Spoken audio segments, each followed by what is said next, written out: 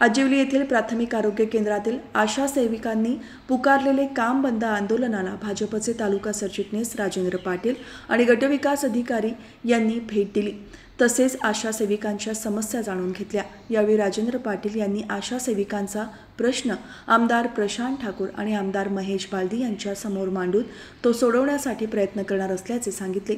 तसेच गटविकास अधिकारी समीर वाठारकर यांनीही शासन स्तरावर आशा सेविकांच्या प्रश्नाबाबत पाठपुरावा करणार असल्याचे सांगितले। यावेळी गटविकास अधिकारी समीर वाठारकर, आजिवली येथील प्राथमिक आरोग्य केंद्राच्या डॉक्टर सायली मानकर, सुनील पाटील, अप्पा भागीत, सूरज शिंगाडे यांच्यासह मान्यवर उपस्थित होते।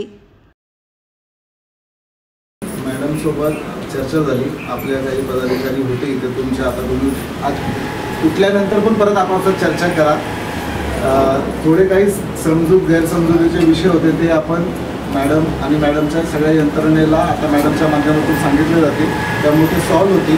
मॅडमने आता तो याचा विषय आणि पीएच टेस्टचा विषय तो वेगळ्या पद्धतीने मॅडम हँडल करून घेत आहेत। आणि एनसीडीच्या विषयाच्या बाबतीत काही तुम्ही ते ऑफलाईन रेकॉर्ड ठेवायचं आहे ते ठेवा।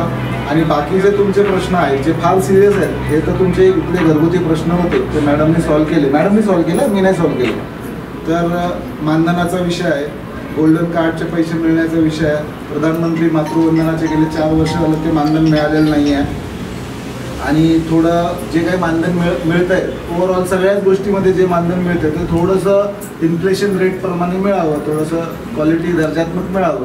तर हे विषय काही जिल्हा परिषद लेवलचे आणि काही आमदार साहेबांच्या माध्यमातून राज्य शासनापर्यंत मांडण्याचे विषय आहेत ते मांडले जातील, त्याची मी हमी घेतो।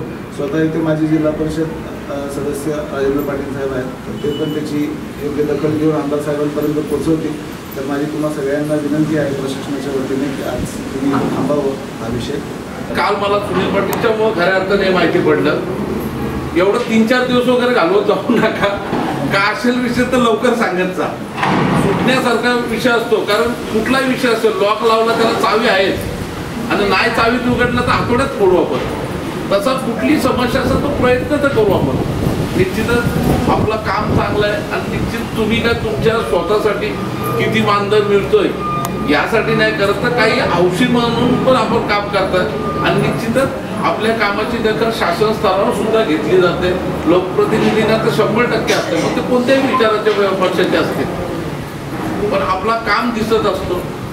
आपल्या जे विषय आहेत ते मी आता आमदार साहेबांकडे आज संध्याकाळी म्हणजे गेल्यानंतर कारण साहेब सुद्धा वरून आले, पण ते काय थकणार नाही, ते त्यांच्या कामाचं रुटीन चालू, मी असतो तर झोपलो असतो, म्हणून मी आज तिथं मागची प्रबलला गेलो नाही 1 दिवस। पण आपल्या समस्या तिथे मांडू, आपल्या समस्या लवकरात लवकर कशा सुटतील यासाठी दोन्ही आमदार सभेत प्रयत्न करू।